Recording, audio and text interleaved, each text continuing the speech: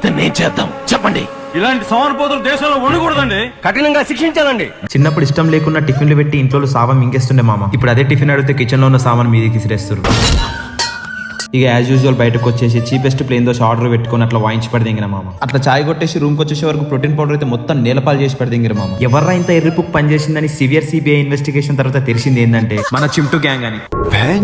Protein powder కింద పడ్డ depression లో మనోడు ఉదిపత్తి కాలుద్దామంటే అగ్గిపెట్టెల పుల్లలు అయిపోయినాయని గట్టిగా అని మొరపెడుతుంటే మనలో ఒకటి హీటర్ వేడి చేసి మింగి ఊదిబత్తి కాల్చి పడిదింగిన మామ. ఎవరురా నువ్వు ఇంత టాలెంటెడ్ ఉన్నావు? ఇక టీ షాప్ ముందు కూర్చొని వెరైటీగా థమ్స్అప్ తాగుతుంటే సడన్ గా మనోడు ఫోన్ చేసి బీరేద్దాం బార్కొచ్చేసి అన్నాడు మామ. ఇక అట్లా పోతుంటే వీడోడు రోడ్ పైన పడుకొని బ్యాక్ బోన్తో మూన్ వాక్ చేస్తున్నాడు మామ.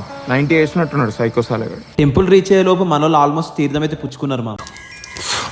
సర్వవ్యాధి నివారణం శుభం. మన రాకీ బాయ్ ఆల్మోస్ట్ అవుట్ అయిపోయి బార్లోనే బీట్ బాక్సింగ్ స్టార్ట్ చేసింది మామ. A few moments later. ఈ దండుపల్లెం బ్యాచ్ మొత్తం అవుట్ అయిపోయి గోవా పోదామని గాన్ మీద దమ్ చేసిరు మామ. అమ్మాయి ఏం టార్చర్.